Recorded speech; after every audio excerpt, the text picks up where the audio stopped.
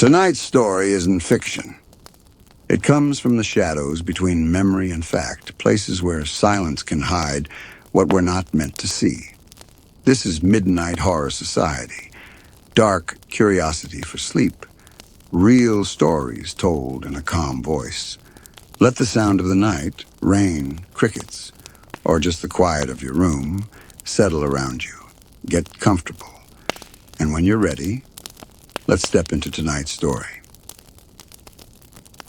The sound came first. Something heavy striking plaster, followed by a contractor's voice cutting through the afternoon like an alarm. "Vengan, come here." In the hall, Luis Garcia looked up from a box of old clothes. His brother, Esteban, dropped a stack of photo frames. They exchanged a glance, half confusion, half the reflex of men who've already lived through too many surprises from this house, and ran toward the bedroom. Dust hung thick in the air, white as chalk. A man in a hard hat stood frozen beside a hole in the wall, his hammer still raised. For a long moment, nobody said what they'd seen inside the gap. Then the contractor's face changed. "Señores," he whispered, voice shaking. "There's something here." The house had been empty for years. Once it was a home filled with ordinary noise, radio music, a mother's voice, two boys laughing over the sound of a kitchen fan. Now it smelled of dust and neglect, the air stale enough to carry memory like perfume. Luis was 36 that summer of 2018, and for the first time since adolescence, he'd agreed to come back. He and Esteban hadn't lived here since their teens, but they'd never sold it either. Every time they considered it, the weight of what the place represented stopped them. Because this was the house their mother had disappeared from. 2 decades earlier, when Luis was 14 and Esteban 15, their parents' marriage had come apart. Their father left first, walked out mid-argument and never returned. A few years later, their mother remarried. He seemed kind enough at first, quieter than their father, but he carried a heaviness about him, like someone always waiting to be accused. The boys tried to adjust. The new man helped with bills. Their mother smiled again. But small things started to change. Locked doors. Arguments whispered instead of shouted. Nights when their mother would look at the boys as if memorizing them. Then one evening, she said she was running an errand. She took her handbag, stepped into the street, and vanished. Their stepfather told the boys not to worry. "She'll come back," he said. She needed air. 2 days later, he disappeared too. The police searched, found nothing, and eventually closed the case. The brothers were left alone in the house where everyone had gone missing. They grew up there out of necessity, cooking what they could, taking odd jobs, keeping the electricity alive one late bill at a time. But they never stopped wondering what had happened. Even as adults, they carried the unanswered question, like a weight neither could drop. Where did she go? When the brothers reunited in 2018, it wasn't to search for her. They told themselves it was practical. Time to clean the place, maybe renovate it, maybe finally let it go. But beneath that reason was the same restless ache that had followed them since childhood. They opened the front door to find the house exactly as it had been. Paint cracked, curtains gray with age, family photos clinging to the walls as if time hadn't moved at all. For days they cleaned. They scraped mold off windowsills, boxed up old clothes, swept dust until it settled back again.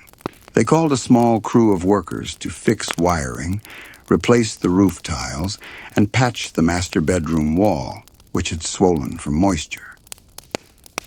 On the morning of June 1st, sunlight spilled through the cracked blinds, catching in the airborne dust like glitter.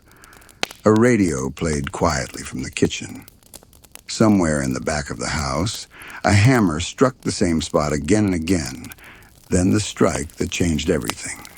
A shout. Then silence. Now the brothers dropped what they were holding and ran. They reached the master suite. The contractor stood by a jagged hole, white powder drifting around him. Behind him, the other workers backed away, murmuring. Luis's pulse hammered. "What happened?" he demanded. The man pointed at the wall but didn't speak. He looked pale, sick even. Inside the opening was darkness. No wiring, no pipe, just a hollow space that hadn't seen air in years. Something pale gleamed within. They couldn't tell what it was yet, only that it didn't belong there.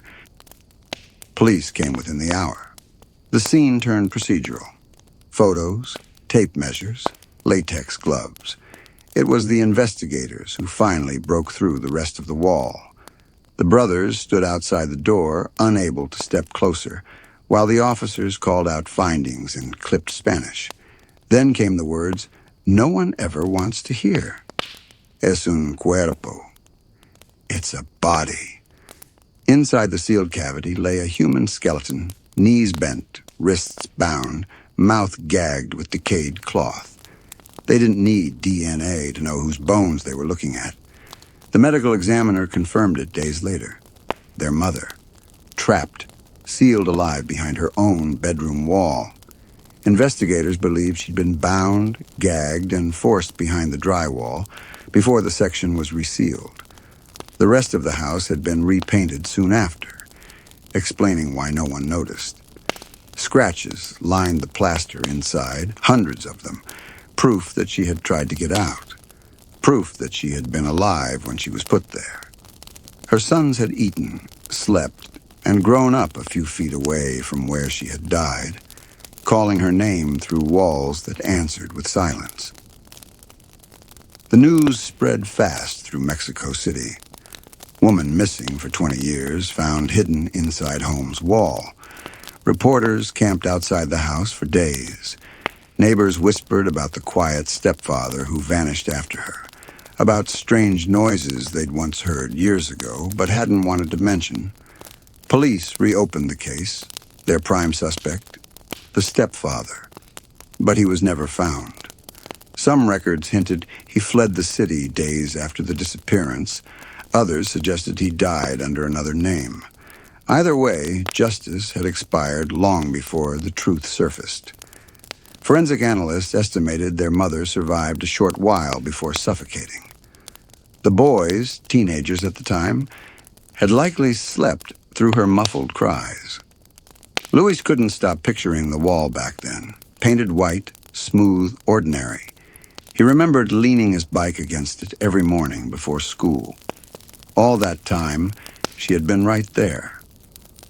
After forensic testing confirmed the remains as their mother's, authorities closed the case.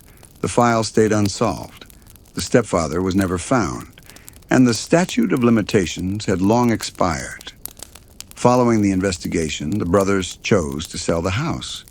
City records later showed it was transferred, renovated, and resold a few years after the discovery. Neither Luis nor Esteban gave extended interviews. They declined media requests, signed the final paperwork, and left Mexico City shortly after. One brief statement, recorded by a local reporter, summed up what they both felt. "We always said she wouldn't leave us. We just never imagined how right we were." And that was the last time they spoke publicly about the case. Today, the house looks ordinary. New paint, new tenants, no trace of what was once sealed inside its walls. But for those who know the story, the silence of that place still carries a weight that explanations can't lift. This was Midnight Horror Society, dark curiosity for sleep.